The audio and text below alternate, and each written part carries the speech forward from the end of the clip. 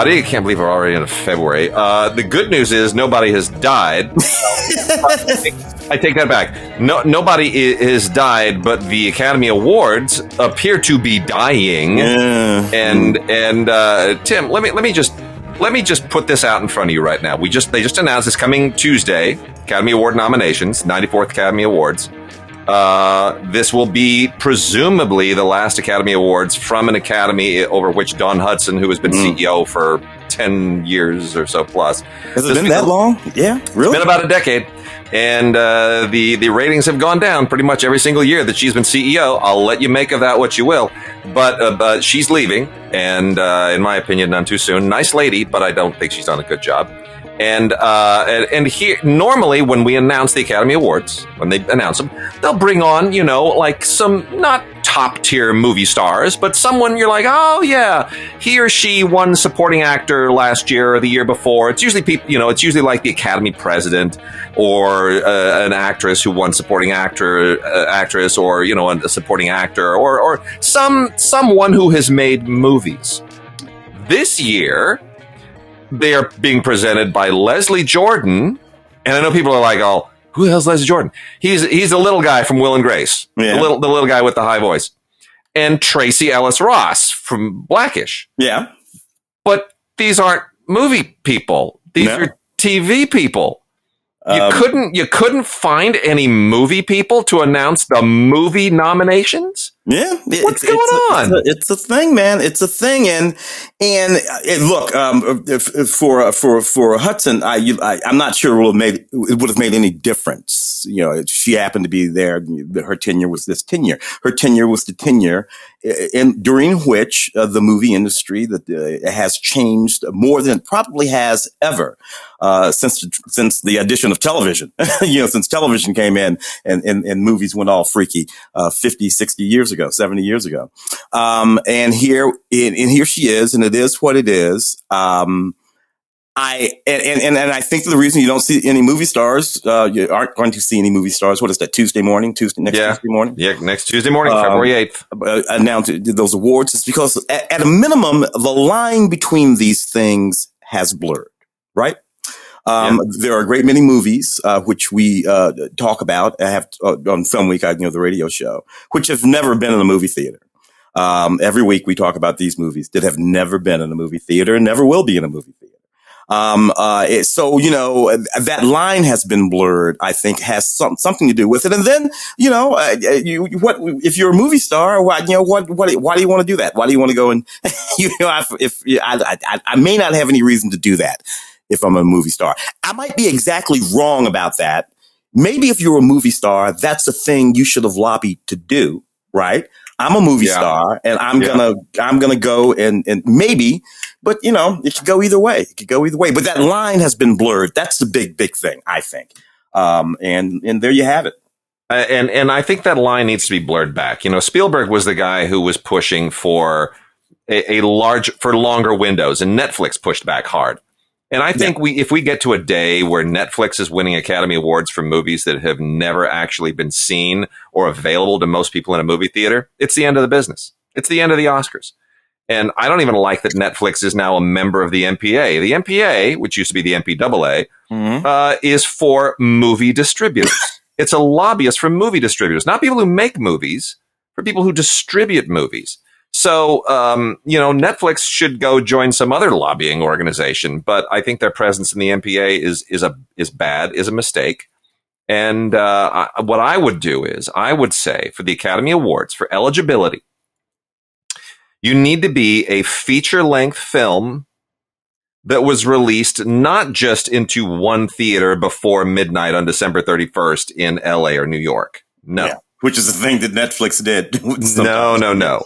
You need, I would up that. I would say you need to have a 6-month window before you wind up on streaming. 6 months. 6 months. Make it a half a year. You need to be in theaters for a half a year. And you need to be not just in LA or New York. You need to have opened in LA and New York and 2 other cities somewhere else in the United States. Chicago, San Francisco, Houston, Miami, I don't care, Philadelphia, you name it. And You need to have played at some point in at least 100 theaters. That's all really tough.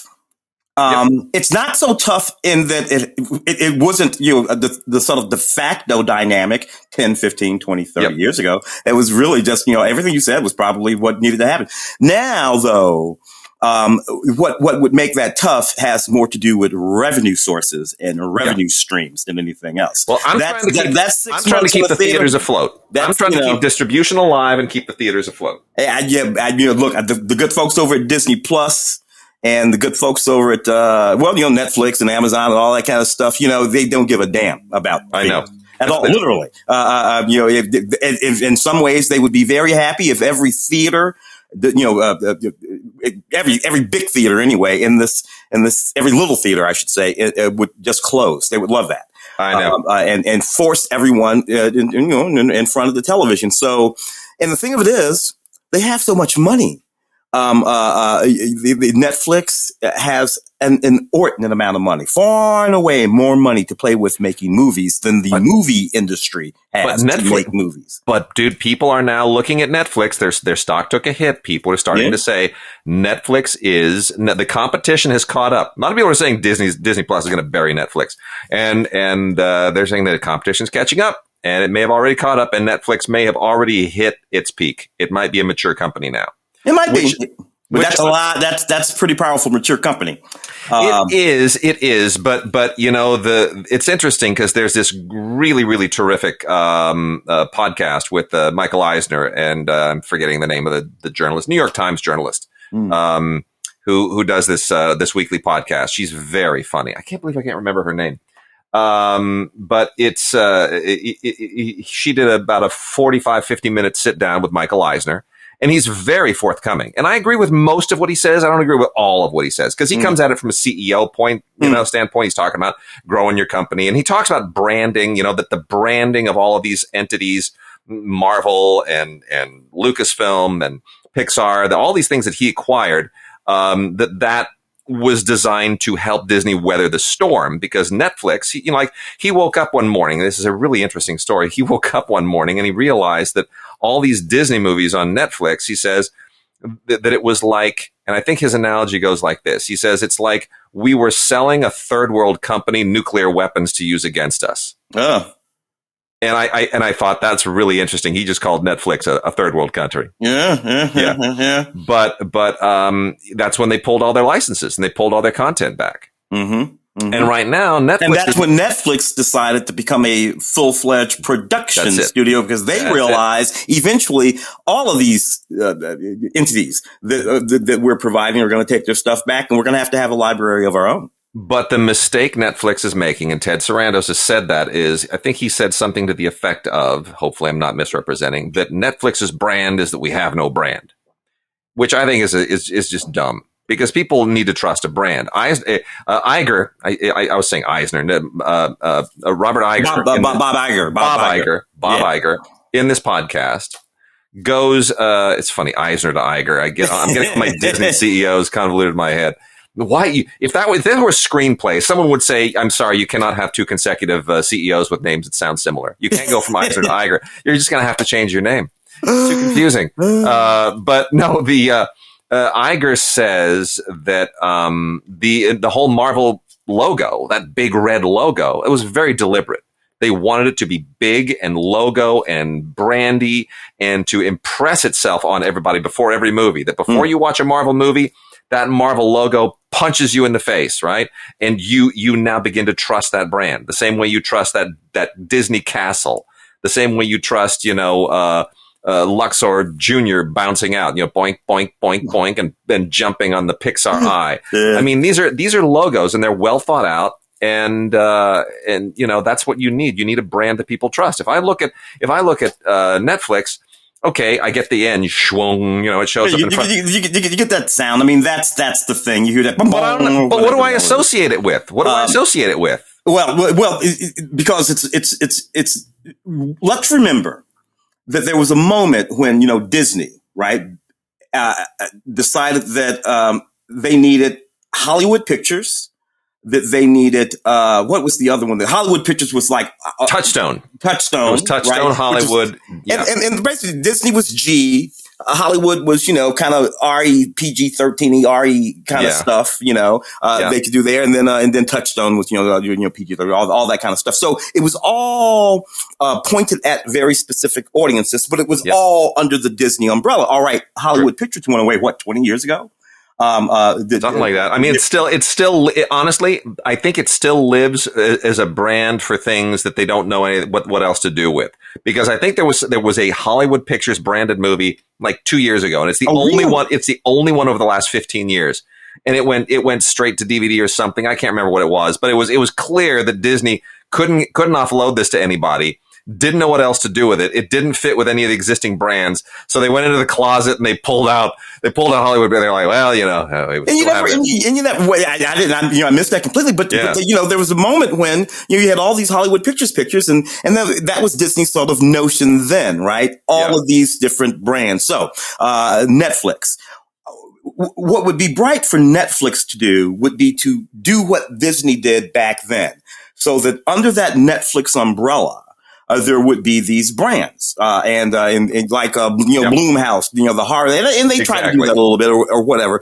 But at the moment, it's all about subscriptions for them. Yes. As long as they maintain and grow. Everybody talks about grow. You got to grow. Do you? Do you have to perpetually grow? Do you? I'm not sure that you do. You don't. And this goes down, one of my favorite rabbit holes, which is that this, and again, Iger talks about this too. She asks him, it's very funny. Really, people have to listen to this.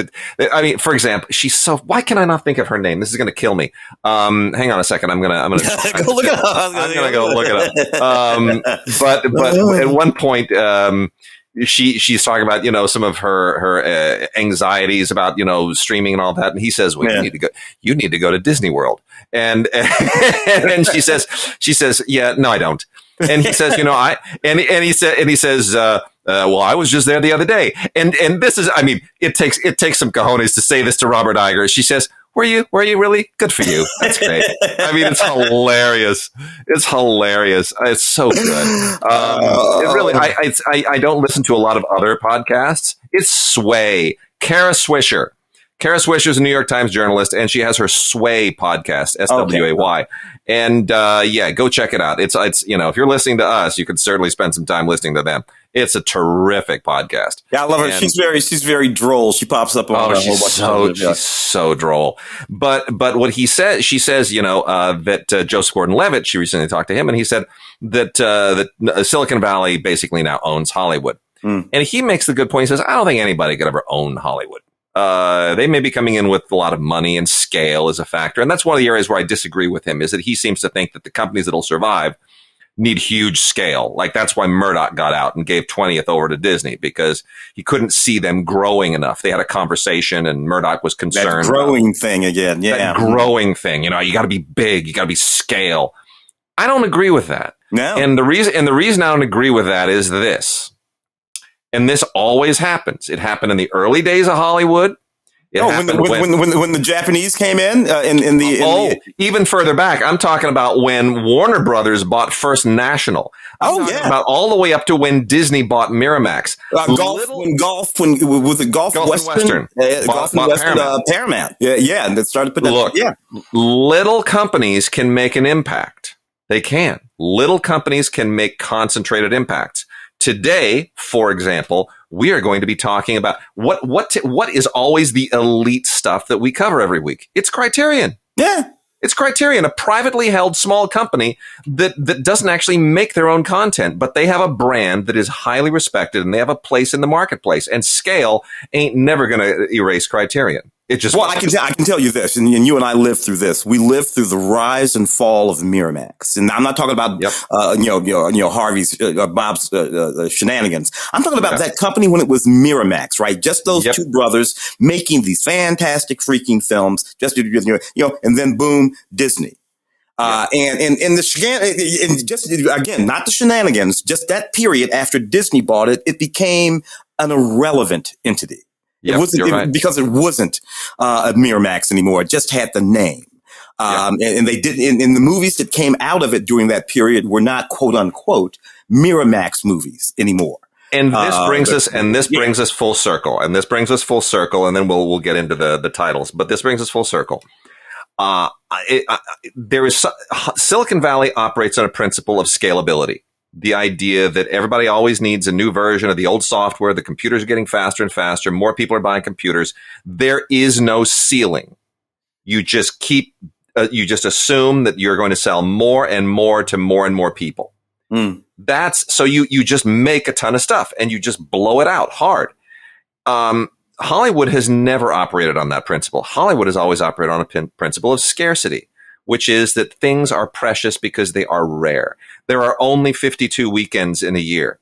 There are only a certain number of theaters with a certain number of seats that can only open a certain number of films on those 52 limited weekends. And people only have a certain amount of time to allocate to seeing those very special movies that are the special movies that open only in a few theaters, only on a few weekends per year. All of that means that these things are ordained as special. So when a Spider-Man movie opens, or look, there's a reason why Paramount has held back Maverick, the Top Gun sequel, for 2 years, because they know that it's special. They know that when it opens, it needs to open in a lot of theaters. So they're waiting. They're biding their time. These things are special because they are scarce, not scalable. And audiences recognize that. Netflix operates on a principle of scalability. We're going to make as much stuff as we can, and we're going to load up the platform so that it's just filled. Well, now that's great. There's a ton of stuff there, but it's not special anymore. It just isn't. It's too much. And I know a lot of people at that point, you start looking for what is scarce, what is unique, what is special. And the stuff on Netflix that is scarce is the stuff that has built a reputation over time because it is scarce in terms of quality. Stranger Things, Ozark, the Queen's Gambit, these are the things that people kind of zero in on. It's a handful. Lost in Space, right? Yeah. So these are the things that people are setting apart and saying, okay, this is special. But once those shows run their course, then what? Well, there's an interesting thing that happens with streaming that is the opposite of what happened with movies too, right? So that specialness and that scarcity that you talk about that came from the old school movie industry was there because the industry itself had the power to decide. This is going to be special. This is going to be scarce. These are the ones, and then they decided and handed it to the audience. With streaming, it's the exact opposite way around. It's the audience that decides. The audience decides that the Queen's Gambit is the best thing they've ever seen, or Squid Game, or whatever. The audience decides. And then the audience tells each other. And then that thing becomes Bird Box. But you can put Bird Box on if you want, and the audience doesn't like it, doesn't come, doesn't stream it, doesn't go, and it's not going to be a hit. It won't, because the audience gets to decide with streaming what the hits are. And then they literally tell each other. So last night, goddaughter Sai's in there when you're watching some series called The Girl in the Window Across the Street, looking through the window in the way, whatever it is. I can't use, it's some dumb long title. People out there know it. Yeah. And everybody's talking about it, right? And I'm like, okay, let's cue this thing up and we watch it, and I'm like, really? This is the thing that everybody's going all goofy over? And I got through 1, I got through 2, and I'm like, you know what? I'm going to make myself a vodka soda because this is not, the people have decided that that's a hit show. I don't like it. Yeah. And I ain't watching the rest of it. I'm not going to. No, I don't care what the people say. So, it'll be interesting. It's interesting that has been reversed. And it's interesting. Bird Box, I thought, was one of the dumbest fucking movies I ever saw in my life. But it was this gigantic thing the people picked. Well, but also, I think during the pandemic, people's standards have gotten a little lower, and their standards will go up again when really good stuff starts going up. I mean, you know how this is in LAFCA. We're sitting there and we're voting on the best pictures of the year. Well, we're choosing from stuff that would probably not make our top 10 in any other year, but it's what we've got to work with, so we're going to work with it. Yeah. And the one thing that Netflix, and I'll end here, the one thing Netflix lacks is what they take pride in lacking, and I think it's a mistake, which is they're not a studio in the traditional sense that they develop material. They just have a lot of doors, and a lot of people come through those doors, and they just want to generate a lot of material. And that's why nearly every movie on Netflix, I mean, you know what this is like on Film Week, right? We'll get a Netflix film and you're like, oh crap, I swear. You read the description, it's like a regular action film or a drama or a comedy. But you know, it's 135 minutes long. Yeah. Right? Yeah. It's like some teen romance, like Julie and her friends go to London and have a great time. And if Paramount had made that in the 1980s, that would be a 95-minute movie, head to tail, in and out, because we got to put them in theaters, and we want to get 4 screenings in a day. On Netflix, they don't have to worry about that. So so the director gets to basically put the rough cut up there. Their assembly cut, and it wants 135 minutes of just horrendous crap. And you just want to cut 35 minutes out of it. Yeah. But, the longer they keep you there streaming, the longer they keep you there streaming. And which is what they're actually measuring in the first place. And again, like, as you said, Netflix is not a studio. Netflix it's not a movie studio. It's not about curation. It's about generation. This is why I still say that at the end of the day, Netflix is going to be absorbed by someone else. They have too much debt. They simply have too much debt. And the only way, they're not going to be assuming more debt to buy somebody else. That's not how these things work. The company with the debt, like AT&T, wink, wink, nudge, nudge, is the company that runs to someone else and says, help us with our debt situation. Please bring us into the fold. And that's how AT&T and Warner got sucked into that Discovery deal, which I think is going to be good. I'll eat my words if I'm wrong, but I think that's going to be a good thing. So I think Netflix will be absorbed by Sony at some point. That's my prediction. And I think Sony is looking at that, and I think they're licking their chops. And I believe Netflix will effectively then become Sony's streaming operation. Interesting. I can remember when Sony was a technology company. They sold things, and they still do, a lot of them. They do. And I think, and then I also think that at some point Universal and Paramount are going to merge. I think that's inevitable, and I think that's actually a really good fit, to be honest, because whenever you go to Universal Studios, the one thing that you realize is you guys are picking some pretty crappy movies for your rides and your themes. You know what? The Secret Life of Pets is not an excuse for a theme park attraction. Hey, dude, they just took down the Waterworld thing. Man. 2 or 3 or 4 years ago, which was nuts. That movie was a flop, but they had already spent the money to build a thing, so they left it there for 25 years. But I will say this: their Jurassic Park ride is terrific. That's terrific. It is terrific. Now, I know we got to do the show. There might be some issues with the government with respect to all of those mergers that we just talked about. Because it would literally be reversing what they broke up almost 100 years ago now. Very true. So yeah. And I'm the first person to say that I don't like these mergers. I like 20th as a separate studio. I like all of these things as separate studios, but we've seen this before. MGM UA, RKO ceased to exist and got folded in with their library folded in with Warner. Most of the old MGM movies are now in the Warner library. These things have happened before. So, First National and again, 20th Century Pictures, which exists again because they don't want the Fox name on it. Well, it was originally separate from Fox. It was, Zanuck created 20th Century Pictures. And then that went folded into William Fox's Fox Film Company, and it became 20th Century Fox. So these, this is fluid. This is the history of Hollywood. It happens over and over. But what we really need are new companies. We need that next Miramax. We need that that new company. That's what we need. And we need those soon. IRS Media. When I was, that man, one false great all logo. this company is out. Yeah, all gone, dude, all gone. Anyway, all right. Well, I'm going to hit off some Kinos. We got some great Kino titles here that we haven't been able to get to in a few weeks because it's still a pandemic. We're still battling all of the limitations associated with that. But got some really cool movies, some really cool classics. I've tried to theme these up to the best that we can. A couple of old Charles Bronson movies that they have released, Breakheart Pass and Chato's Land. Both of these are terrific. I love Chato's Land. Yeah. I didn't love these growing up, but I kind of love them now. And a lot of it is nostalgia, but a lot of it is that I think I understand them better now. Both Westerns. The Breakheart Pass is kind of like a Western noir, a Western mystery of sorts based on Alistair MacLean novel.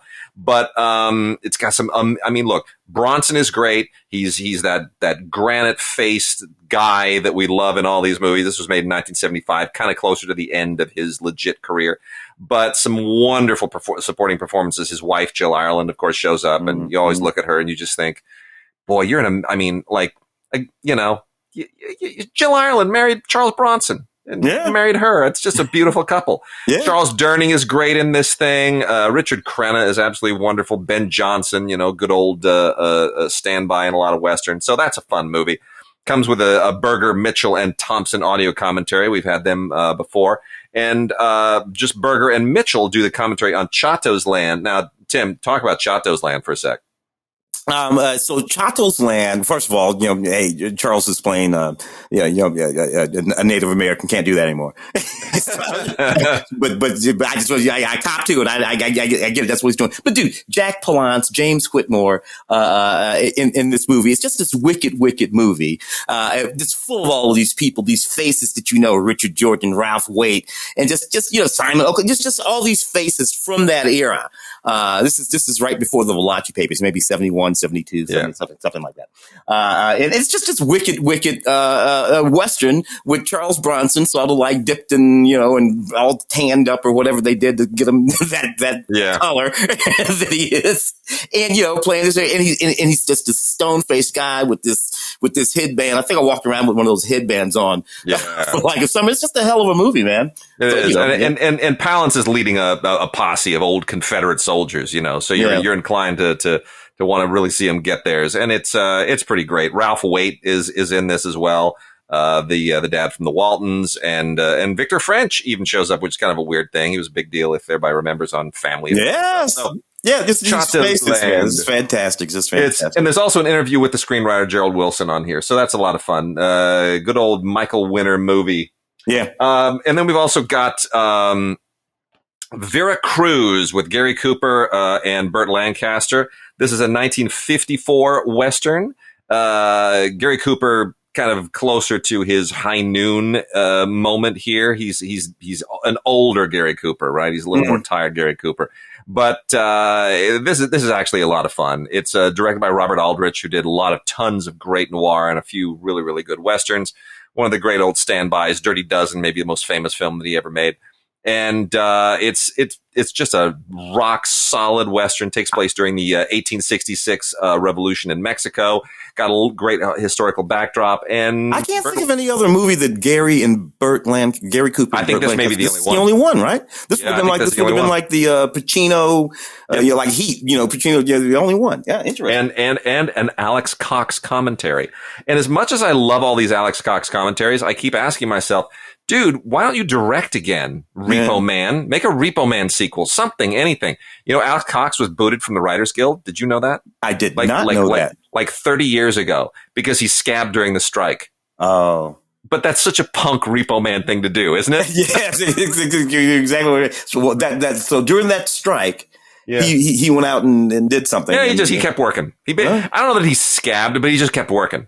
He was a WGA member, and he's like, "Oh crap, I'm not going to take the hit just because you guys are on strike. I'm not on strike." So he kept working, and they were very vindictive because he's a name. A lot of people don't get booted, but he's a name, and you're expected to toe the line if you're that status. But no, anyway. interesting. I did not know that. That's interesting. He may have quietly rejoined. I don't know, but I'd like for him to make a movie again. Yeah, make a movie. And then we also have Homebodies, which is this movie that completely slipped me by. I was probably too young at the time. 1974.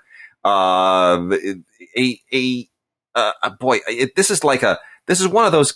You almost want to say it like started as a social commentary movie, and then just kind of lost its way somewhere around the development process. But it's this very, very strange kind of horror comedy about old people in an old tenement that's condemned, and the only way that they can manage to stay in the tenement is by basically starting to kill people.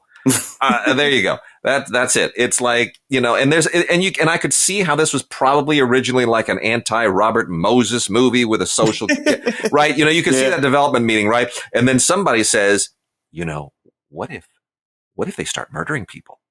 And now it's a horror comedy, and it just goes off the rails. But it is kind of a strange little genre thing from 1974. Feels a little Rosemary's Baby-ish at times. But I actually like it. Larry Yust directed it. He does an audio commentary, and so there's an interview with the producer, and it's called Homebodies, and it's a funky little movie. Yeah. I got a couple of Rock Hudson pictures here. Come September with Gina Lollobrigida, Sandra Dee, and Bobby Darin. And then Rock Hudson and Kirk Douglas in The Last Sunset, another Western. Oh, yeah. So the Last Sunset is it's kind of a standard star vehicle. It's nothing particularly great. Really good Ernest Gold score. Also directed by Robert Aldrich again.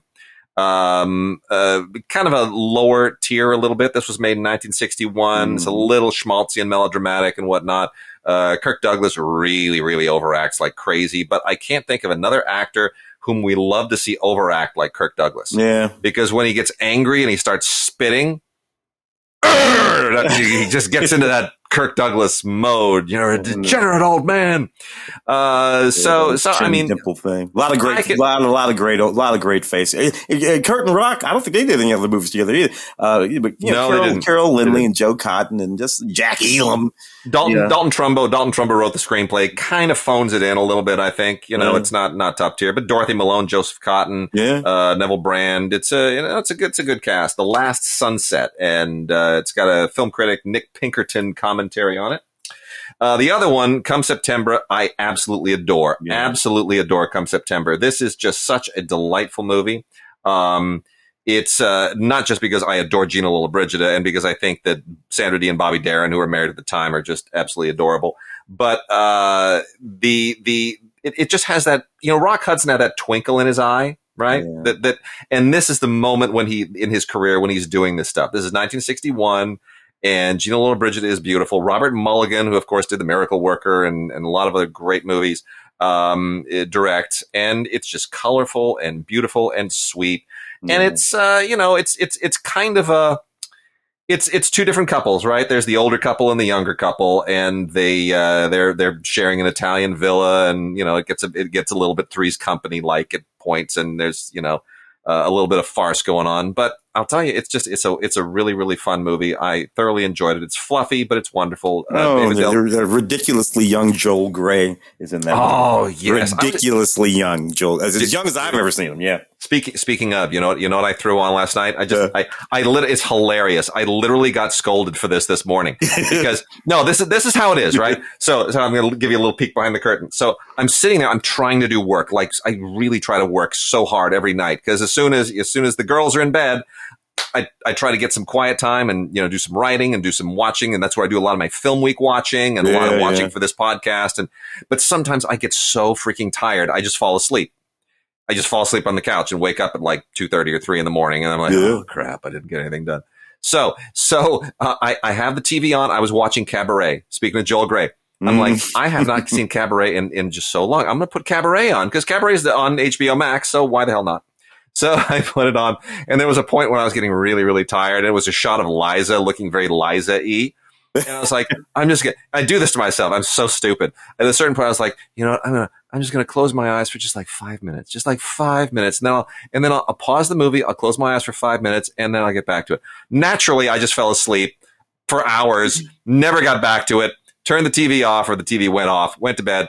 This morning, my wife comes out, turns the TV on. What is frozen on the TV right where I had paused it the night before, because that's how Apple TV works. Yeah. There's Liza. And she looks at me, and she says, and she goes, really? and there it was. There it was. Oh, that's my life. That's my life. Okay. So, a couple of war movies here. To Hell and Back, the Audie Murphy story. Yeah. Starring, believe it or not, Audie Murphy. Audie Murphy. Yeah. So before Clint Eastwood decided to take those 3 Marines who stopped the terrorist attack on the train to cast them as themselves, Audie Murphy was cast as himself in his own story, To Hell and Back. Now, Audie Murphy won the Medal of Honor, World War II hero, the whole thing, short little guy, really an amazing story. He's not bad at playing himself. No, he gets away with it. He played a couple of cowboys, and some other, he had a little acting career there for a second. Yeah. But the only one he ever really got right was himself. The rest of it was just not. No. But the funny thing about the 3 guys in the Clint Eastwood film, title of which I always forget, is that they are all over the map. Oh yeah. Like one of them is really, really bad at playing himself. One of the white guys. He's really, really, he's terrible. And you're like, dude, this is you. And you suck at being you. You're terrible. And then the black guy, he's really good at himself, but he's like a TV show host now. Like he's really good with media. He nails it. He's the only one that's like, now I believe that what happened, I believe this really happened. And then the other guy's kind of between them. He's sort of, he's kind of trying to get it. But the one guy who's bad at himself, how do you let that happen? It's nerves. It's just nerves. But Clint, I put that on Clint though. Clint, hey, look, kid, relax. It's you. It's just you. Nuts. But whatever. That's okay. Well, anyway, Audie Murphy, To Hell and Back, 1955, 10 years or so after the events that it depicts, and he still looks young. He's good on it. Yeah. You know what? It got an audio commentary here by filmmaker and historian Steve Mitchell, which is pretty good. And, it's fine. Jet Pilot with, John Wayne, Howard Hughes, man. It's, what do you want? This is one of those Howard Hughes produced things from the late 50s. It's very muscular and macho, and, it's a Cold War action thing. I don't know if it feels, Does this work for you still? Something like Jet Pilot, or does it feel just dated? It feels dated to me. Yeah, von Sternberg. It's a little dated, but I think I like that title at the time. When I saw this on television, of course, in the 70s. And at the time, that title was all of me, just, Jet Pilot, Right. You couldn't even use that title today, even if the film were still set in 1957. Nobody says that anymore. And the film feels like that too. Nobody does this anymore. Nobody behaves this way anymore. Yeah. Janet Leigh sort of. So anyway, yeah. John Wayne was way too old to be a jet pilot anyway. By 1957, jet pilots are like 25, 22. Well, I will say this. The Russians were the bad guys back then. Yeah, they're the bad guys again. Come full circle. I was thinking about when I joined the Air Force, he's in the Air Force. That's the Air Force that they're in. When I joined the Air Force in 1979, the Russians were the bad guys. Yeah. The wall and all that kind of stuff. By the time I got out of the Air Force in 1985, everything was sort of coming apart. And we had to find a new enemy. And for a while there, it was for a while it was Colombian drug dealers, actually. Yeah. And then, like in the James Bond movies. I know. I hated that. That was the worst. Which one was Tim Dalton? It was a Timothy Dalton one. Yeah. It was, Robert, what's his name? Played the pock-faced Colombian drug. Yeah, Robert Davi. Robert Davi. It was absolutely horrible. Yeah. Do you remember when Robert Davi did some lounge singing at one of our LAFCA dinners? Do you remember? Yeah. Everybody got the DVD. I got it. It's right over there. So weird. Very weird. Nice voice, but beautiful voice. What I thought too, it's like Robert Davi just turned into Sinatra, and he's walking around serenading everybody. And I hope he doesn't come to my table, because I'll look really embarrassed. It was a very strange moment. Anyway, The Green Man is this really, really cool British indie from 1957. directed by Robert Day, starring Alistair Sim, the same Alistair Sim that we know from Christmas Carol. But he's playing. What he's playing is kind of like the bad version of Steed from the Avengers. He looks like Steed. He's got the same outfit and the hat and the suit and the whole thing. But he's an assassin by night. But by day, he's a watchmaker, clockmaker guy. So. It's a weird little quirky British movie from the time. It's technically a comedy, but it's got some really dark edges to it. And Terry Thomas is the one thing that consistently reminds you that it's a comedy, because Terry Thomas isn't capable of doing anything serious. Never has been. No. The diastema and the voice is. So, but anyway, that's a fun little film. The Green Man. And then we got a super 3D quadraphonic sound thing from the 3D Film Archive, a restoration of Dynasty. No, not the regular TV show. This is a martial arts film from 1977 that was it's actually kind of a weird anomaly in the history of martial arts films too. And it's a little strange that it's coming out from Kino, because this would normally be something whose rights reverted to a Hong Kong company. Yeah. But so I'm not quite sure how this wound up happening. Nonetheless, it's clearly came to the 3D Film Archive. Gotta say, it doesn't quite work, the 3D part of it with the martial arts. It feels very dated and weird, but it's kind of a crazy, it's a period wuxia film. I won't get into the plot because it'll make no sense to you. It's a whole Tang Dynasty, blah, blah, blah, blah, blah. But, it is an interesting artifact of the period, and it's got some great extras on it. There's a restored 3D comic book called The House of Terror. There are stereo slide presentations from Eric Drysdale that kind of give you an impression of how the technology worked. And then these cool little other 3D featurettes. So one's a music video, one's a kind of a lens system featurette. It's really it's a nice overall introduction, not just to a 3D movie of the period, but to the kitsch that surrounded the technology at the time. So really like that. Also got a couple of Tallulah Bankhead movies. If you don't know Tallulah Bankhead, Tallulah was the best. She was like this, just it's funny that there. You can look at Betty Davis, you can look at Joan Crawford, all the kind of early feminist icons who were tough ladies, Barbara Stanwyck. We had a ton of them in movies at the time. They were tough. They dish it back to the men. You could never get them on edge. Some of them were murderers. So, there were some incredibly strong ladies, but man, Tallulah Bankhead was just in a league all of her own. Part of it was the voice. Part of it was the attitude. And part of it was that these are pre-code movies, and Tallulah could do any old damn thing she wanted to. And these two films, I think, are both really cool. One is called Devil and the Deep, which is a double entendre that I don't think you could ever come close to getting away with that even today. Tallulah Bankhead and a very young Gary Cooper, as well as Charles Laughton and Cary Grant. Come on. Yeah. Come on. Get out of here, baby. Get out of here. And then there's also The Cheat. So both of these, the sexual politics in these things are really, really fascinating. I would say The Cheat is probably the more scandalous of them, made in 1931, when you could pretty much do absolutely anything. Yeah. And it's a whole, like a whole, it's an upper society, mid society, how would I put this? Relationships. Let's just say it's about the complications of relationships, and when you introduce gambling and all this other stuff. So, it really has a lot of interesting pre-code stuff to it. And then Devil in the Deep is, just a wonderful, kind of military, story with the melodramatic overtones to it. And, Tallulah is the woman in the middle of all these guys playing out all their testosterone issues. Charles Laughton is freaking creepy, and Cary Grant and Gary Cooper look gorgeous. And I would almost say Cary Grant is taking notes from Gary Cooper in this movie. Oh, really? You can see, you can see stuff where Cary's like, I think that guy really knows what's going on. And Gary Cooper is saying things like, yes, you might want to sort of imitate my voice with a British accent. And that's another interesting. I don't think Gary and Cary did another film together.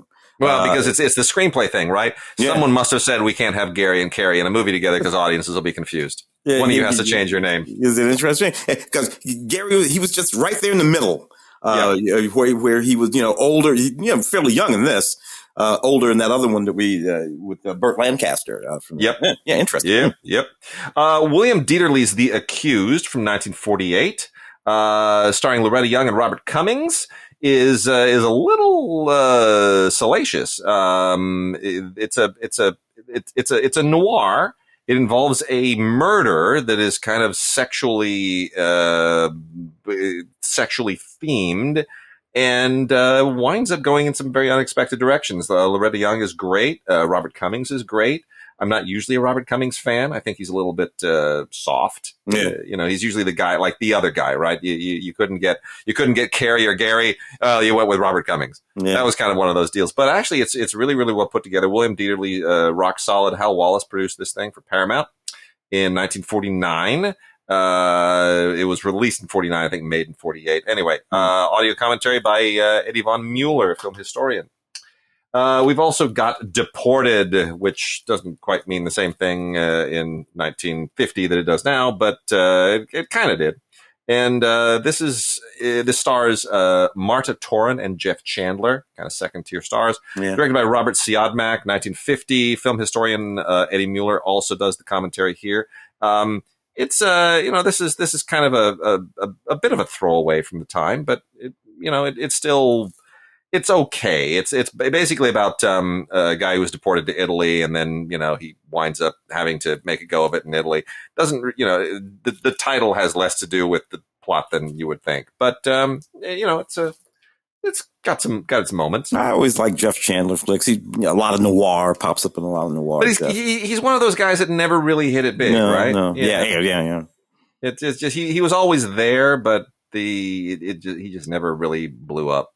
The way you would have expected a guy that looked like that too. Yeah. Kind of also on that same level is 1941's Among the Living, which is pretty solid B movie that has a few A people in it. Frances Farmer is in this. Susan Hayward before she kind of blew up big. Harry Carey. It's a good solid little kind of B thriller.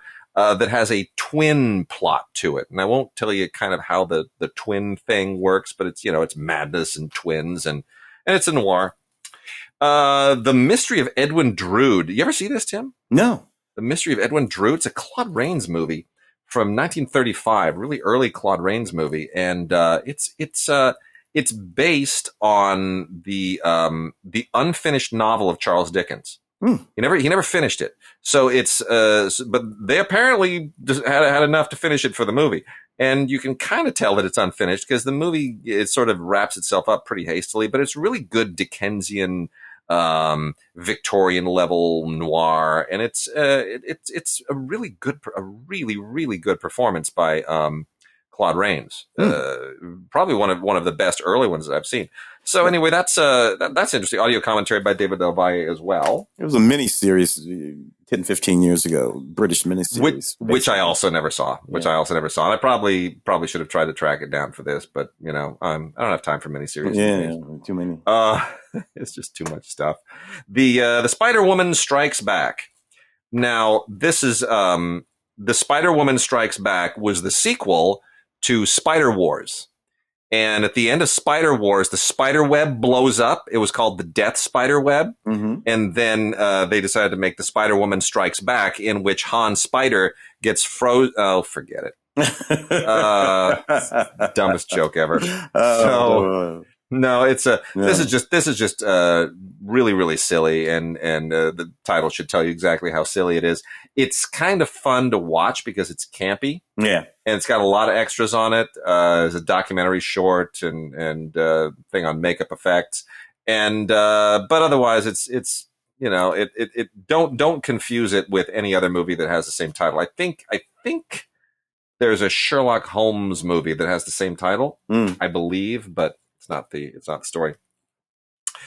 Sigmund Freud biopic with Montgomery Clift and Susanna York called Freud, produced by John Huston and directed by John Huston and written by Charles Kaufman, not to be confused with Charlie Kaufman. And it is it doesn't really have much to do with Sigmund Freud, really. It's just kind of a Montgomery Clift vehicle. But Montgomery Clift movie is better than not, so I guess okay. But whatever happened to Susanna York, by the way? When she didn't? I mean, when did she die? Do we remember? Good question. Susanna York, about 2011. Was it because she kind of disappeared after the 60s? I don't remember her doing much of anything in the 70s. Well, a lot of TV stuff, but yeah, I definitely left the movies. But she was kind of like a fixture on British television there for. Anyway, this really turned Sigmund Freud's life into an episode of Dallas or Dynasty. It's very melodramatic and kind of silly. So I wouldn't make it a high priority. But if you want to see Montgomery Clift in a biopic about Sigmund Freud, go for it. Yeah, there you go. So this is one that I had forgotten existed, and this is quite a lot of fun. It's called Torch Singer, starring Claudette Colbert, and it's actually quite good. It's got it's got a really, really fun cast.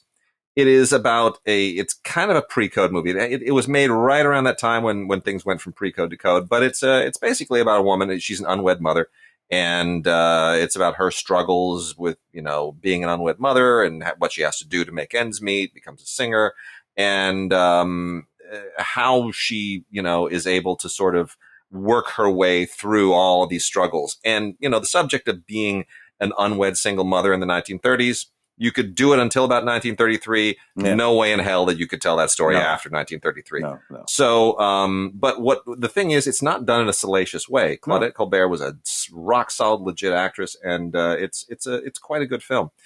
Kat Ellinger does the audio commentary. It's a very, very good. It talks about all these issues. So Kat really kind of kills it on that one. And then the last three here, I'll just cut through real quickly. We've got Cary Grant again, along with Nancy Carroll and Randolph Scott in Hot Saturday. And this also is a pre-code film, as you would imagine, because those were the titles that they could get away with at the time. It's pretty good, actually. It's actually a pretty decent film. Nancy Carroll plays a, how do we put this? Cary Grant ruins her. He wrecks her. He turns her into a crazy girl. She meets him, and she goes from being a good girl to a bad girl. It was just that hot Saturday that just flipped her. It just turned her into a crazy woman. So the moral to this is, don't let your daughters date Cary Grant. That's Cary, not Gary. Yeah. But anyway, no, it's actually fun. It's a little silly, and it's almost like one of those hygiene films from the period. The Secret of the Blue Room with Lionel Atwill, Paul Lucas, and Gloria Stewart is also pretty fun. This is kind of a sophisticated noir, I guess, from 1933. Also feel Michael Schlesinger, our very good friend Michael Schlesinger, whom we've had as a guest on the show, does an amazing commentary. He knows this stuff inside out. This is his bailiwick. Yeah. So he just rocks it on the commentary. I would recommend this just for his commentary alone. But no, it's a good kind of sophisticated drawing room noir with a great cast, and really worth checking out. Made by Universal at the time. And then the last one, before we move on to other things, Edward G. Robinson in Night Has 1,000 Eyes. We don't get titles like that anymore. It's too bad. No. This is 1948. We're well into the code period. The only thing I will say about this, and this is kind of a supernatural noir. It's fine. Robinson is solid. He plays a magician in this thing, and has all kinds of issues. But the significance of this is that it was directed by a John Farrow, father of Mia. Mia Farrow, yeah. And one of the more noteworthy films of his filmography. So that's it. That's what we got from Kino this week. And good on them. Let's see, what else? What should we move to next? Well, I was going to ask. It's over in the Criterions. The Celebration. What is that? This is our Dogma. This is our Dogma. Is that one. Yeah. Yep, sure is. Sort of ushered in that period. This is our the film that basically sort of began Dogma outside of the Lars von Trier films. You know, Lars von Trier films are no, this is Thomas Vinterberg's This is Dogma from Thomas. 2005. Yeah. Or from 1998, but it includes the 2005 commentary. You know what's interesting about this, Tim? I'm going to show you on the camera. So you see that? Hold on a second. They in the spirit of Dogma, they went with a totally bare bones packaging. This is Criterion being super cool. Yeah. It's a clear case. It has no artwork at all. There's Dogma, no of course, for folks, was a film movement that eschewed the use of almost anything normally used in the making of films. No lighting, no artificial lighting, and very often non-actors and blah blah blah and all that kind of stuff. Yeah, and that's about what 5-10 years, something like that. I think about 5 years before everybody kind of got fed up, and unfortunately, it kind of drove itself down to what was that movement after a mumblecore. A dog, which I'm like, if we're not even going to talk in our movies. Okay, fine. You know, that's a really interesting analogy. That's a really interesting analogy to go from. Yeah, you're right. Mumblecore kind of grew out of Dogma in many respects. Anyway, they went really bare bones in the packaging, which is fine. You know, it's the brown bag sensibility of the whole thing. Tons of extras on here. There's a documentary from 2002 about the movement, has interviews with everybody, including, you know, von Trier and Vinterberg and Christian Levering and, you know, all of the people who were sort of central to it. A lot of documentary stuff about it. But basically you want the movie because the movie is a really twisted film. Oh, it was quite controversial at the time. It was very controversial at the time. Yeah. It all takes place on a guy's birthday. This guy's 60th birthday. This very, very wealthy guy. And it's just, it's almost Agatha Christie-like. You bring all these people together and you just let them go crazy and be horrible. Pretty great. Yeah. We got Time. Garrett Bradley's Time. That very dark. So good. It's 20 years. What did he got sentenced to 60 years? She and they committed this crime in the early 90s. Robbed something, and he got 60 years. And basically, they documented the entire over the course of the next 20 years, her efforts to get him out of prison. And there's a lot of radio diaries, recorded diaries, home movies, and it's a sort of beautiful black and white film. And it's very deeply moving and kind of tragic. And I really, it's funny though. I really didn't know. I really didn't know how to feel coming away from that the film, because it's not like they didn't do it. Not like he didn't do it. They did it. But 60 years. Well, I think I think that's the question to it which is, when you get to the subject, and it is very much a subject that is part of the cultural conversation right now of mass incarceration.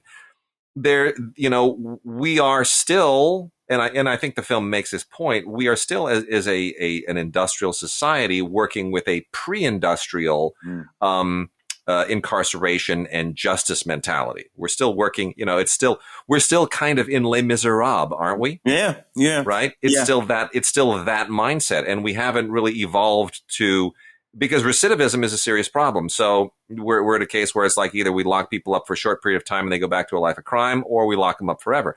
Rehabilitation and how to make people functioning members of society again and giving them a leg up and helping, fixing the problem. Yeah. We haven't figured that out. And I think that's kind of the conversation that you're meant to have in watching this. It doesn't have a solution, but it's meant to make you think. Yeah. So there you go. Yeah. Anyway, that's what that was. Hard Day's Night, man. Richard so Lester.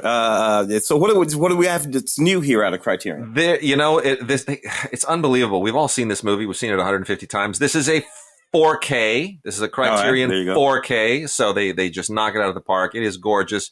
Richard Lester, just come on, man, give it up. Just what a great guy. I'm hoping they'll do 4Ks of, the Three Musketeers and Four Musketeers. But, this, what do you want? The Beatles and Richard Lester on 4K. It's a beautiful thing.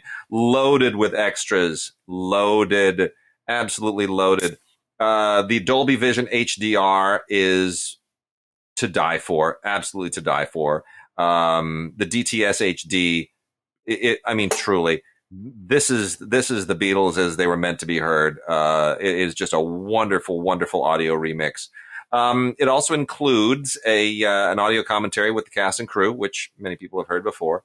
And in their own voices is a 1964 collection of interviews with the Beatles and some behind-the-scenes footage of it. And there's also The Making of a Hard Day's Night, which was made in 1994, which has a performance that was not included in the movie. They also have a 2002 documentary about the film that features everybody involved. There's an Oscar-nominated short that Richard Lester made in 1960 called The Running, Jumping, and Standing Still.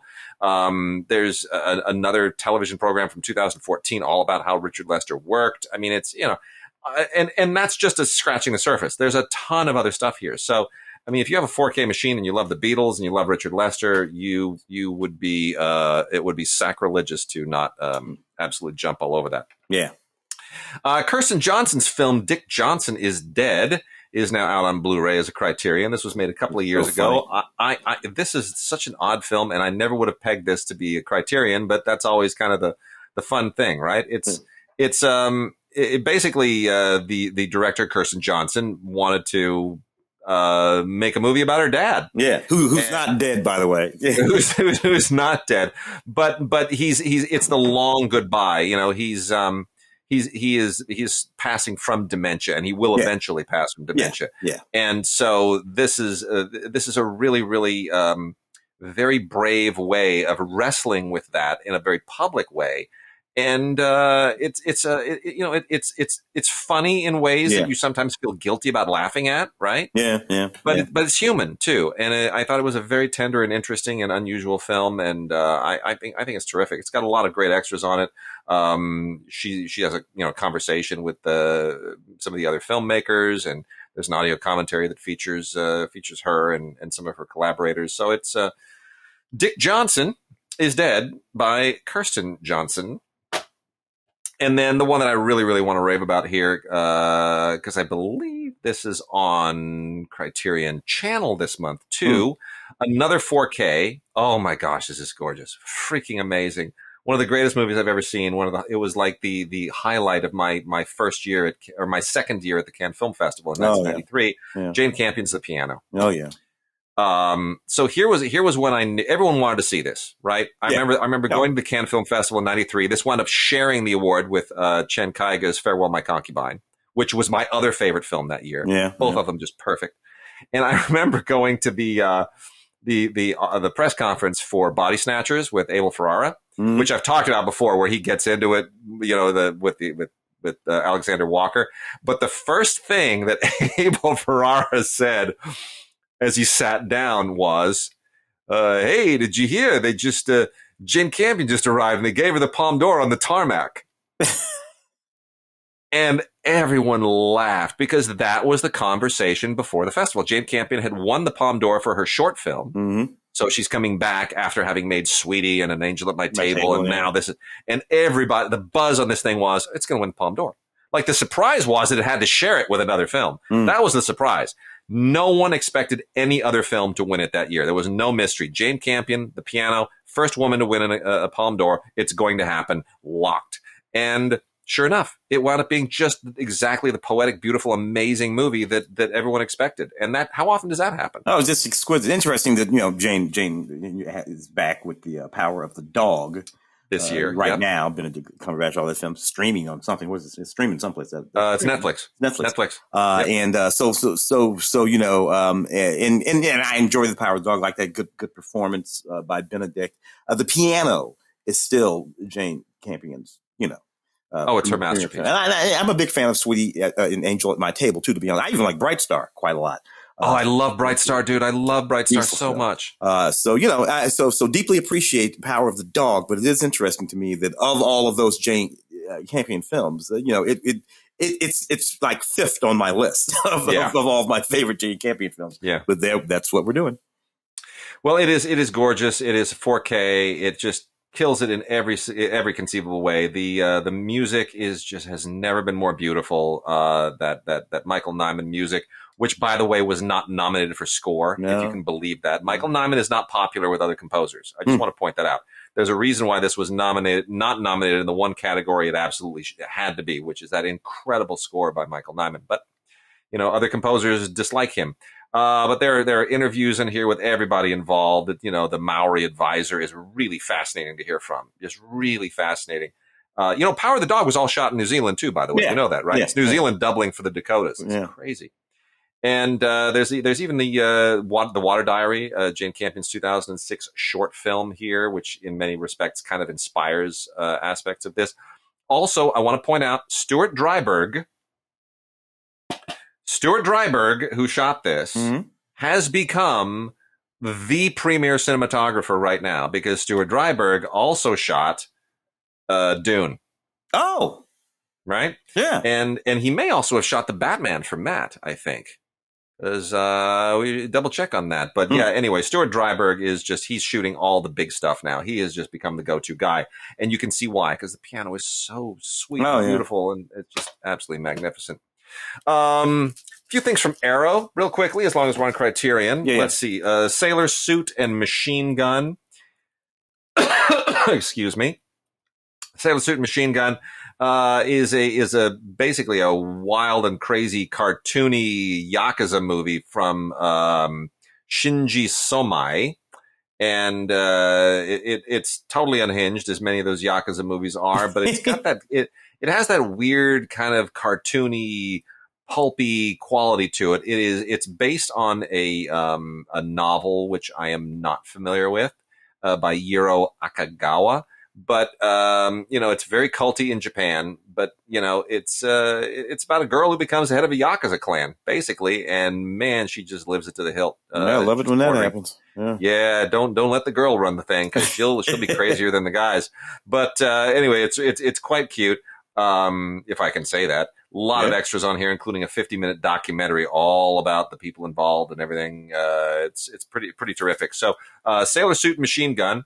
Really bloody and violent, but it's fun at the same time. And then, as long as we're on the subject of Japanese movies, another one here is The Snake Girl and the Silver-Haired Witch. Yeah, which you're going to be surprised to know this, Tim. You know what this is about? It's about a snake girl and a silver-haired witch. In the 60s, these things were all very literal. I think it was like late 60s, right? That's exactly what it's about. It's a crazy Japanese horror film, kind of a ghosty horror film about this girl who, that leaves an orphanage and goes back to her estranged family, and you don't want to do that. You kind of want to send her back to the orphanage because she's better off without the family. This is a weird, creepy, oftentimes very, very funny kind of kitschy Japanese exploitation horror film, and enjoy it if you can. Michael Venus did Sleep. You ever see Sleep? Yeah. This is a new one to me. I don't know how I missed this one, but it's a horror film. The girl in her dreams, the whole thing. Yeah, that kind of creepy little movie. I can't remember why I saw it, but it worked. Yeah, it's tons of extras on this, but yeah, it's a story about a little girl and her nightmares, and it just slipped right past my radar. But anyway, tons of extras on here that kind of get into the whole issues of dreams and their dream researchers, and that you get a lot of that here. It's very much about the reality of dreams and nightmares and how that inspired the film. And where the inspirations come from, everybody from David Lynch to Franz Kafka to Mario Bava and on and on. Nice limited edition of the movie Sleep by Michael Venus from Arrow. And then the last two, speaking of Mario Bava, we're going to talk about Shock, Mario Bava's Shock. I'm just going to say I hate this movie. I do. I thoroughly hate this movie, but I know a lot of people love it. So, there you go. Knock yourselves out. But it was supposed to be kind of a sequel to the movie Beyond the Door. Oh yeah, and which Mario Bava did not make, by the way. No. It was not a Mario Bava film, but it was made as kind of a sequel to that film, which was made by some other Italian filmmaker. and it's just nasty. It's nasty, but and again, deals with nightmares and hallucinations, and it's a lot of the similar kind of stuff. But it's nasty. I didn't like it at all. And then there's Red Angel, another Japanese horror film, directed by Yasuzo Masamura, who did all those cool kind of exploity films, Giants and Toys and Blind Beast. And this is just one of those horrible Japanese horror films that picks someone you should trust, like a military nurse, and proceeds to destroy every single last shred of trust that you might possibly have. So there it is, and the Japanese just love to do that kind of stuff. It all takes place in 1939, on the eve of the rest of World War II. Japan has already invaded China, and it just makes it makes it all worse. The movie's from the 60s, but it takes place in correct. Yes, but those movies in the man, I don't know. I think the Japanese were actually, for lack of a better word, better at this stuff than the Italians. By far. By far, for sure. Let's do what else? What else should we hit up? We got 4Ks, we got TV. I was thinking of some TV there. I saw. What did I see? Spine of the Night, that 4K and 4K, which is again ultraviolet. Yeah, it's and it was really. It reminded me of that sort of heavy metal sort of stuff, and you got Lucy Lawless's voice and Peyton Oswald's voice and Richard E. Grant and this just woman, and she's just naked. This is animation now. She's just naked throughout this whole thing. And got the pubic hair and the underarm hair, and it's made to just be as crunchy as it possibly can be, and people's heads or limbs are cut off. It's just as vicious, it's just ultra violent movie. Well, a lot of interesting voices in it. I couldn't get into it. And our colleague over at Film Week, Charles Solomon, he warned me off, but I had to go in, and man, wow. But some folks really love this stuff, and but I can't deal with it. At all. Well, it's 4K Steelbook, originally aired on Shudder. Oh man. Yeah. As long as we're speaking about that, let me just kick over to Blue Underground's alt 4K. We're talking about some nasty stuff right now. As long as we're coming out of all this stuff, But another 4K from Shudder, not from Shudder, from Blue Underground, of the Toolbox Murders, which is also, speaking of nudity and gore, there's a lot of that in this one too. But it's interesting to me they would choose this for a 4K release because it's an exploitation film. It's kind of one of the original gore exploitation films, and I wouldn't expect anybody would want to see more detail in this, but I guess the nudity probably triggers that. It's really, really well done. I mean, it's really good. You would think, it's not going to gain anything from the 4K, but they went back to the original elements, and they meticulously scanned the original negative. They, tweaked the Dolby Vision HDR. They really did a great new mix. And you know what? I mean, it'll never make you want to hire another handyman. It's basically a guy in a ski mask running around an apartment building the whole complex, just with a toolbox, killing people with the various different things that you got. You can kill somebody with a toolbox. That's what it is. This is how I describe this film. Imagine if one Sunday evening, you and your family settle in around, I want to say about 1979. You want to watch the CBS lineup, Jeffersons and Alice, and you're really laughing. And One Day at a Time comes on. One day at a time. Pat Harrington. and imagine that Pat Harrington, this Schneider, shows up at the door with that smile and proceeds to pull out his tools and murder Bonnie Franklin in the goriest possible way. And then Valerie Bertinelli, and then everybody. Just everybody. There we go. That's the movie. Yeah, that's the movie. Yeah. There we go. Oh man. Fritz the cat. Oh my gosh! Yeah, let me get over to that. Hold on. Ralph Bakshi. Speaking again of that, because it lives in that same zone. As long as we're going with we're doing it, we're going to go there. But not enough credit goes to Robert Crumb, though, because we think about Fritz, we think about Robert, but Ralph Bakshi, but Robert Crumb created those characters, and so say his name a couple times. Yeah. For sure. Fritz the Cat and the 9 Lives of Fritz the Cat, both of them based on R. Crumb characters and then turned into movies that Ralph Bakshi wrote and directed. And when you combine those two animated talents, you get some pretty twisted stuff. Fritz the Cat was famous for being the first X-rated animated movie, and that really broke a lot of people's brains at the time. Yeah. These are actually Scorpion releases through Kino Lorber. And we're talking about some twisted animation today, folks. Pretty twisted animation. Sorry about that. Rosetta Lenore, who's this wonderful black actress, who, if you watch television, you saw her on Family. She played the grandmother, the Mother Winslow on Family Matters. That's where most people would know her from. Yeah, elderly black woman. She does the voice of Bertha and Fritz the Cat.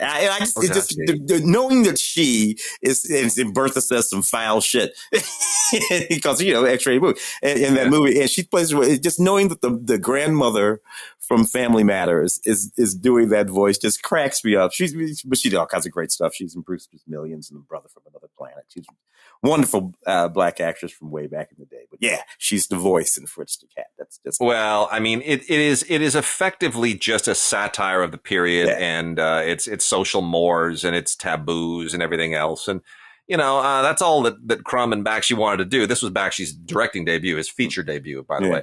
And that's all these movies are designed to do, is just, poke a hole in the culture and really annoy people. The 9 Lives of Fritz the Cat, not as good. It is, and largely because Ralph Bakshi did not have anything to do with it. This was Sam Arkoff, whom we knew very well. We interviewed for Schlock. He kind of, so Steve Krantz originally was the guy who put all of this together. Steve Krantz was the producer of the original one. And then, when it became clear that Bakshi didn't want to make another one, Krantz still had the rights, and Krantz went to Sam Arkoff and said, if I could put another one together, would you distribute it? And so that's how it happened. And instead of being like a semi-mainstream release, it became a Sam Arkoff production with Steve Krantz, directed by a guy named Robert Taylor, who is by no means anything close to Ralph Bakshi, and without Crumb being involved in any way whatsoever. So it's it doesn't compare to the original, but they've been released together, so you can compare them. And it still tries to satirize things a little bit. Still tries to sort of poke holes in the politics. It's not, the one was made in 72. The sequel was made in 74. In the middle there, you kind of have Watergate blow up. Yeah. So there's a little bit of that's referenced as well. So, I mean, it's an interesting comparison between the two films. Yeah. Let's talk Billions season 5. Yeah. They got a new, the season 5 introduced a new, cause Damien left the show, right? He's still here in season 5. Season 5. Has he left the show now? Yeah, and they got another guy that Paul Giamatti. Is it Paul Giamatti? I always confuse. Is going up against now. So see, that's the problem, is that they set this thing up as a collision between these two guys. Yeah. And I don't know that you can sustain that season. You can't. Season after season. You can't. And somebody has to win one day. Yeah. So anyway, but no, they had to milk it. Yeah. Well, anyway, I mean, it's well written, it's well made, but I do think that fundamental tension is a little bit too simplistic. So, Showtime's Billions season 5. And this also features Juliana Margulies, who is wonderful, and I think, if anything, underused. But Damian Lewis, man, Billions always, to my mind, the nature of the show takes itself a little bit more seriously than, say, Succession, which is ludicrous, and knows it's ludicrous, and there it is, But Billions is like, you guys are just, they don't seem to realize that this is dumb. See, this is the thing. They set this show up, and you realize that neither of these guys is ever going to die. Yeah. If anything, they're going to leave the show, apparently. Yeah. So as opposed to something like Ozark, where really I've given up trying to predict who's going to survive that thing, because just when you think that somebody's become too big to die, they get a bullet in the head. They're out. and they do that all the time on Ozark. And I'm like, oh, damn. Did you really? And sometimes on Ozark, not to give anything away, but sometimes you'll have a show where one person will kill somebody and you think, oh, see, now we've inherited. Oh, damn, that person just died, and the person that killed the other person then gets killed, and you're like, I give up. You're just messing with me now. Like now you're just laughing at me. Now you're just laughing at me. I love it. We will not allow you to get attached to anybody here. Oh my gosh. So Tim, I hate to go to you on this, man, but seriously, the All Black Network. Yes. So we got two shows there: House Divided in season 3, and For the Love of Jason season 1. How does this grow out of BET? And is this? I mean, do these shows get a significant audience? That's well, BET, TV1, those networks don't really have all that much of significant audiences, but the audiences that they do have watch these shows. X percent of the sort of Black and Latinx population too, are kind of into that stuff. So, it's significant in that everybody who they want to watch is watching. But that's an interesting way of putting it. That's the way those things kind of work. As opposed to like saying, what was the CW before it was the CW, the Warner Bros. Or Warner? Oh gosh, it was the WB. The WB. The WB. Yeah. Thank you. And there was this moment when the WB, it was full. LL Cool J had a show on there. The Wayans brothers, who are all middle-aged men now, when they were young, had a show on there. There was just all of these Black shows on there. You remember that period? I do, and that's kind of where my question was, which is that I know enough actors from enough different backgrounds. National backgrounds, accents, and Hispanic and Black and Asian, and I've had this conversation with them, and there's a real sensitivity, and you can tell me if I'm wrong on this or if I've missed, but there's a real sensitivity about they don't want to do the stuff that is race specific or national specific. They want to break out of that pigeonhole. The ghettoizing. For lack of a better word. It's like German actors hate having to play Nazis in everything, right? Yeah.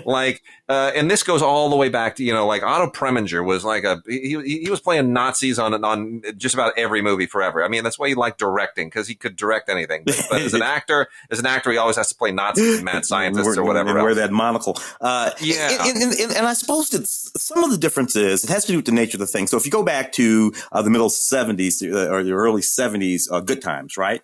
And this poor Black family living in the ghetto and blah, blah, blah, and all that kind of stuff. A lot of Black folks could not stand that. It was the contextualization. Fast forward 10 years, 1980, whatever the hell it is, when the Cosby Show comes on. This is an all Black show. But it's an all Black show. He's a doctor. She's a lawyer. The kids are all going to whatever they're doing in college. It's this sort of middle class show. Or family. I think we just talked about Family Matters. Same thing. He's just a cop in Family Matters. He's not a doctor.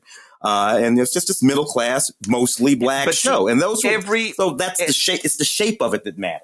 Every show that you've named, from Good Times to The Jeffersons to The Cosby Show to Sanford and Son. I mean, we could go right down the line, but these are all network shows that were aired in prime time to a national audience, and which did not. No one ever said, "Oh, these are Black shows for Black people." I mean, I remember sitting every single Sunday with my very white parents and my German immigrant mother watching The Jeffersons and loving it, and watching my father laugh himself to tears, and watching my mother, my German mother, just absolutely adore every character on that show. Yeah. And she especially enjoyed, like, every time George gets into it with the maid, Marla Gibbs. Marla Gibbs. Oh my gosh. Marla Gibbs was my mother's favorite character. And you know why? Because my mother had been a nanny. My mother knew what it meant to be a domestic, and she related to that, right? So there's a crossover thing with this, where there's these universal things. And that's why I'm wondering, if this is a great on-ramp for a lot of these actors. I mean, to be able to get onto an all-Black show, you can build a reel, you can, hone your skills and so forth. But is there a risk that you are becoming identified with something that'll make it harder to cross over when the time comes? It could possibly be. But you also get this very specific thing of where you will bring with you always a whole audience of people who know who you are. Great point. But that thing that you were talking about with the Jeffersons, any given episode of the Jeffersons was literally seen by more people, black, white, everybody, because that's back when we were still, 30 share. You do a 30 share, right? 30 share was usually 30 million people. The numbers were equivalent. 30 million people of like you said, your mom, everybody watched the Jeffersons, as opposed to those shows that you're holding there. First of all, nowhere near 30 million people. I'm not even sure there are 30 million black people in America. But if all of the black people in America watched it, it wouldn't be 30 million people. But everybody who is watching it, not everybody, 99% of the folks who are watching those shows are black or Latinx. I doubt that many of the equivalent of your mother in 1978 or whatever we were talking about will ever see those shows because they live in those pipelines. That's why. Well, we're talking about House Divided season 3 with the most recognizable name here is Lars Hilton Jacobs, who plays the kind of the patriarch of the Sanders family in this thing, and it's a little Dynasty-ish, a little bit like Empire, except not Empire. Yeah. Sherman, our buddy Sherman, Stranger Things, and the actor, and all we talk about. Sherman won't do them. He gets offers. Of course not. He gets offers all the time. He won't even read the script. Well, he shouldn't. He's on Stranger Things too. Yeah. There you go. There's no way.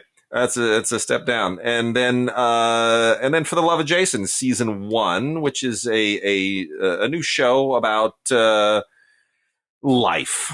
I hate always saying that, but he's a young guy, and it's time to kind of start living, and what is he going to do? Is he going to get married? Is he going to keep being single? And all that kind of stuff, which was a little bit like That Girl in 1974, or maybe even the Mary Tyler Moore Show. So it's that kind of thing centered around a guy. I can't tell. I wouldn't really know what to make of a whole season of this, but it's a show, and somebody created it, and they're making money. And yes, and I go there too. Even as I poke these things, I'm thinking to myself, these people are all working. Those are a bunch of Writers Guild writers who wrote. And I'm like, so maybe I need to shut up. That's another thing that Iger says in that podcast interview. He says everybody's writing and everybody's working, and I'm thinking, well, I'm not. It's interesting. So why don't you point me in the right direction? And then season 1 of the Gomorrah series based on the movie. Oh yeah. Also from Kino Lorber. This is Sight and Sound's quote on this is printed right on the cover, which is Italy's answer to Breaking Bad. I'm not sure that that's quite that accurate. I mean, I get what they're trying to do. They're looking to make a connection and get that Breaking Bad audience into this. It's 12 episodes. It's a really potent show. I think the show's better than the movie. I'm not a big fan of the movie, to be honest. But it's it's more of a, I don't know how to even compare this. I mean, it's maybe Ozark is even a better one. I mean, it is indeed all about this horrible crime family in Naples, and you can't even really compare it to The Sopranos. It's not as sort of tame as The Sopranos. It's really violent. I mean, it's really violent. Yeah. It really shocks you. But it's designed to. And the one thing I will say about it is, even though it's very gritty, and I don't know where this thing is going to go as a series, but I do like it better than the movie, and I do think the production value is top notch. It is better than most Italian movies these days, which I never thought I'd say. And then you got Animal Kingdom. Oh yeah, that's crime families. Crime family. Now, of course, that was a movie. Yeah, great movie, Australian movie, but the movie is better than the series. Yes, the movie is the other way around. Yeah, that's true. I mean, also a crime family stories, but part of the problem here is they transplanted it to the U.S. Yeah. I mean, I think it works better when you leave it in Australia, but I get what they did. I get why they did it, and I kind of feel like this is in its 5th season now, and it's kind of treading water. I've watched this intermittently over the course of the 5 seasons, and it really does now feel like they're starting to repeat themselves. Ozark, to its credit, realizes that if it runs any longer than this current season, that it's going to start to repeat itself. We've pretty much stretched Ozark as far as we can go. It's in the 4th season. They got, they stretched that out to 14 episodes. The first 7 of which are already on Netflix, and rather shocking. Have you watched any of that yet? Not yet. I'm way behind, dude. I'll tell you, the last 5 minutes of episode 7. Wow. That's all I'm going to say. That's all I'm going to say. Anyway, that's Animal Kingdom. Riverdale. Yeah. Also in its 5th season. I never cared for what they did to my Archies, man. In this wacky show, I just I'm like it's your Archies. Why are you taking my Archies all dark? Why are they all? It's so whatever. It's like, who pitches that? I got a great pitch for you. We're going to take the Archies, right? The comedy animated show that a whole generation loves because they were sweet and funny and animated, and we're going to basically do make them serious and brooding and not animated. Yeah. Yeah. Okay, I don't understand. That's like the opposite of the Lower Decks. Like, we're going to take Star Trek and we're going to turn it into Family Guy. Like, who comes up with this stuff? I don't get it. Anyway, 5th season of Riverdale also seems to be a little bit running on fumes. Yeah. A few minutes that we have left. Let's just we have Night Gallery season 1. Yeah. Night Gallery season 1 out on Blu-ray, which is a welcome thing. This has been out several times previously. I'm just going to tell people you got to get this one. You got to double dip and get rid of the previous ones because this has some wonderful audio commentaries on it. Really, really great stuff on so many of these episodes. And it's Night Gallery. It's like full color Twilight Zone. I don't know how you don't get that. It's really, really great. Yeah. From Acorn TV, Finding Alice series 1. This is very, very sweet and lovely and awesome and pretty great. Yeah. This is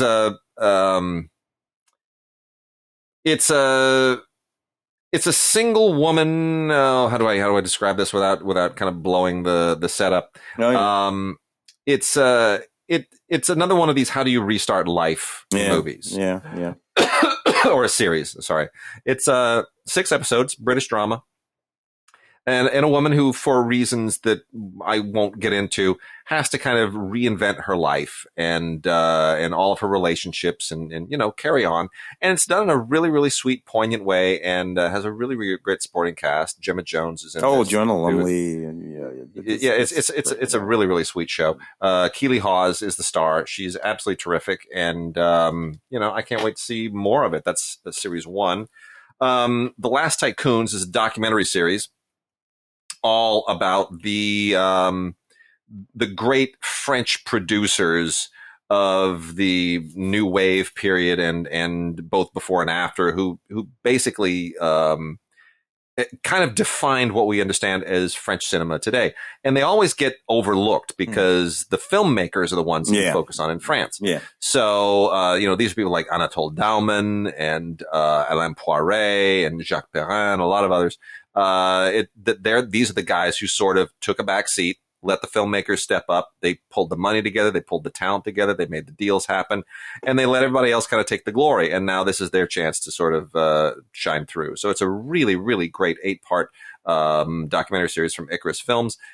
And you'll learn a lot about, French movies of the last 40, 50, 60 years. It's really, really very interesting and a lot of interesting movies talked about. So good film education. Yeah.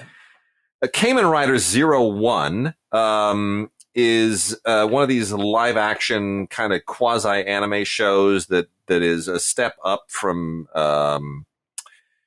Ultraman, barely. Yeah. Have you watched anything like this? No. It's kind of I sort of enjoy it, but I'm not proud of that. It's a little bit RoboCopy too. Anyway, it's 46 episodes, a Japanese series, all about this company that has taken AI to the next level and created these robots that look like villains from Power Rangers. And it's all about the fallout of that and the interface between humans and what they call, huma gears. And yeah, it feels very RoboCop-y, very Power Ranger-y, very Ultraman-y, but for reasons that I just can't quite figure out, I can't be snarky about it. I kind of enjoy it. It's sort of got a weird edge to it, a kind of cyberpunky edge that's really cool. So anyway, that's on Blu-ray. That's Kamen Rider 01. And it's the complete series with real X time, which I have no idea what that actually even is, but there it is. There it is. Tim, let's just hang it up with these last 3 4Ks. Last Night in Soho. Did you get a chance to watch Last Night in Soho? Yeah. Saw it for the radio show. Edgar there. This very stylish production. Young woman goes off to Soho in London to become a designer. And years earlier, her mother had done the same thing and it didn't go well. And now her auntie doesn't really want her to go, but she goes anyway. And she takes this room in this house and she starts having these dreams and, transport her back to 1969, where she's experiencing this sort of mirrored life. It's a really complicated story and it's okay. What I like most about it is Diana Rigg, Mrs. Peel. Is in it. This elderly woman that runs this house, and she's just as fabulous and delightful in this as she ever was as Mrs. Peel. She just stayed that way her whole entire life. We lost her, I guess, last year, right? Maybe. Something like that. It was just not too many months ago. Not too many months ago. So the wonderful, but it's an okay movie. It's no Baby Driver or anything like that, but it's an all right little movie. Well, it's on 4K, and it's beautiful on 4K. It's absolutely stunning. It comes with the Movies Anywhere code and the whole thing. And Edgar Wright really was supposed to be our director of Ant-Man, and he had a falling out. So he moved on to things like Baby Driver and Last Night in Soho, and he hasn't rejoined the MCU, but he's paved himself a very, very nice little career. Yeah. The last 2 4Ks here, The Lover, the great, amazing French film based on the novel by, oh my gosh, Tim, I'm drawing a total blank right now. Who would say? For fuck's sake. It's Duras. Yes, thank you, Marguerite Duras. Duras, Marguerite Duras. Yeah. Thank you. Gosh, this is what these shows do to me. They just suck my brain out. Based on the great Marguerite Duras novel, I actually saw this in Paris. Believe it or not. Oh, yeah. Well, it was like 90. 92, I think it was. Yeah, okay. It was 92, and I was on my way to my first Cannes Film Festival. There it is again, but. This really kind of got ripped for its as being kind of soft-core-y. Yeah, and I think people misunderstood exactly the what Marguerite Duras was. But I actually think this is a very, very it's a beautiful film. Yeah. Jean-Jacques Annaud just directs the hell out of it. Yeah. What it does is, it captures a time and place, which is this 1920s period in French colonial Indochina, and how what the cultural landscape was pre-war, before things disintegrated in the 1950s, and how Indo-Chinese / Vietnamese society and culture and French culture, where they were able to sort of merge and sit comfortably and where they weren't, and how it all kind of folds in with this particular very taboo relationship, which involves an underage French girl and an Indo-Chinese man played by, and it was funny. And I shouldn't say this on the podcast, but I remember talking to a friend of mine, a producer, a very, very heterosexual producer, who saw the movie and was so floored at how sexy Tony Leung is in this. And this is the other Tony Leung. This is, Tony Leung Ka-Fai, as they say in Hong Kong, not the Tony Leung from the John Woo film. Yeah. And I remember he came back and he was just he was saying sort of lascivious things to me about, like, even I wanted to touch him. He just looks so good in this. He looks so good. He's so beautifully shot. So anyway, this is on 4K. It's an unexpected kind of custom 4K. Did not see this coming, but I think it's a great thing for the 4K format that this is out, because now it sort of says it's okay. You can take, you can go to 4K with foreign films and independent films and horror films and everything else. And, between the Toolbox Murders and The Lover in the same week on 4K, I think 4K has gone mainstream. Yeah, perhaps it has. Super duper young Jane March in that movie. Gosh, she's so good. A couple of years later, she was in that unfortunate Color of Night. That Bruce Willis movie, and kind of undid her career there for a while. But indeed, that's too bad. And then Halloween Kills, the extended cut. I think you covered this on the radio too. Yeah. I'm sorry. That's okay. What do we need this? Did we need another Halloween? Do we need it on 4K? First of all, well, look, the thing, because so this movie, the one thing that this movie did is it picks up literally where the other movie left off. You remember how Halloween 1 and then Halloween 2 literally picks up. They're right there. That's what that movie did. This movie tries to do the same thing. It ignores a bunch of Halloweens. There've been a bunch of Halloweens. There were even remakes of Halloween, so it has to ignore a bunch of movies in order to reconnect itself to the original lineage of the films. But no, it does this thing of where it tries to connect. This is what's his name? David Gordon Green.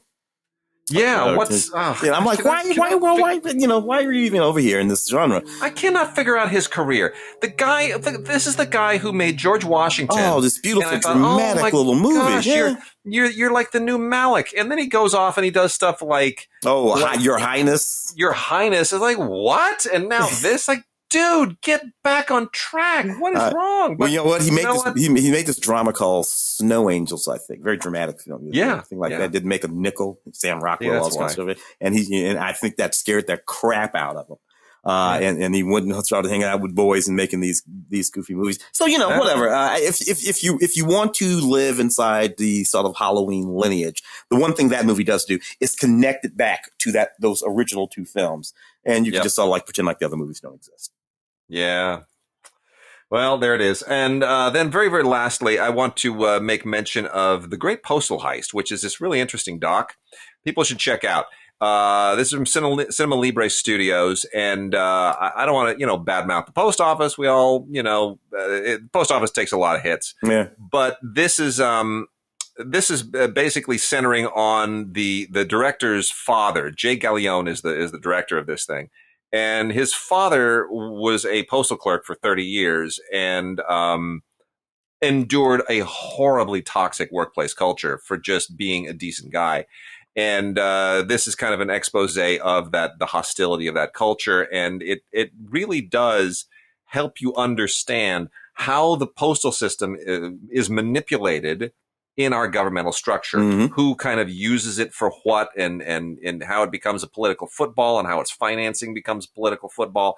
And you also understand where the phrase "go postal" comes from, because it literally has driven people to the edge. And it gets to that. It gets kind of to the root of all of that stuff in a very, very interesting way, and a very troubling way. It's very pointed. The doc the doc is very pointed in saying that this has to do with the sort of systematic dismantling of this in privatization, and there's a group of people who want to do that. And I don't know. For me, it's very, very simple. Ben Franklin founded the post office. Ben Franklin knew exactly what he was doing and exactly how he wanted it to be done. And for whatever reason, when we decided we wanted to undo that, we just made a mess of the whole entire thing. And part of it is, again, that these are all of these pressures that are always threatening the post office with this, threatening it with that, threatening it with this. And there's no sort of stability with the post office because they're always under the threat of some political manipulation. So, I remember talking to our local guy here who before he retired, I knew him very, very well. And I would ask him, I'd be like, they'd always roll their eyes. He's like, man, everybody in the post office hates the people that run the post office. They do. It's like, because they don't ever do what's right for the rank and file. And I said, well, what's the solution? He says, raise postage rates. Yeah. And not a lot. Yeah. Just a little bit. You just sometimes have to raise the rates a little bit, but they tinker with things, and then they have these deals with FedEx. Anyway, it's all this other stuff. But it's a solid doc, and it's something you should be familiar with just to better understand it, at a minimum the inner workings of what is probably the most daily the one federal agency that we have the most interaction with daily. Yeah. I mean, you know, literally the post office comes to your house every day. Just about every day. Yeah. It's about That's the part of the government you interact with the most. And, you know, whether you got kids in school or not, whether you have Medicare or not, you interact with the post office. All I know is this. Across my young life, I could write a letter to my grandmother in Tennessee, and I could literally just put, Sally Taylor, Route 10, Tennessee, and that letter got to my grandmother. There it is. And FedEx can't do that. FedEx, that will break FedEx. But that letter always got to my grandmother because I don't know what that is about the post office, but it worked that way. So anyway, there we go. There it is. Yeah. All right. Well, with that, we've done a long show today, but it's been good. It's been a few weeks. So, Tim, I think, let's, when we come back, we'll be talking about Oscar nominations and see, I have no predictions to make this year. I mean, I know Belfast will be in there. I know Licorice Pizza will be in there. Couldn't tell you what else is going to be in there. Well, it's a weird time. I'm thinking King Richard is still going to be. People will still be talking about that. You think so? Do you think people remember that, or is it too commercial? People like Will Smith. I'll put it like that. Yeah. And people have been thinking to themselves, we really need to do something special for Will Smith for a long time now. So I think that because this is really inside baseball, man. This has less to do with the actual film going public this year than it ever has. The actual film going public and what the film going public, thinks and has done and will do and all that kind of stuff is less connected. It's always an inside thing, but generally speaking, you'd have a Black Panther or something out there that made a couple of quadrillion dollars and the Academy would pay attention to that. That movie over there made a lot of money. But other than that Spider-Verse movie and Bond made a few bucks. But you can't really, give best pictures to either one of those films. House of Gucci didn't happen. Last Duel didn't happen. All these big ones that they thought Stillwater didn't happen. So, it's a troublesome situation, bro. Yes, it is. Yes, it is indeed. It's going to be very interesting. I mean, the question marks for me have been the really commercial films, and I'm curious as to whether they will be rewarded. I don't think any Marvel films are going to be in the mix.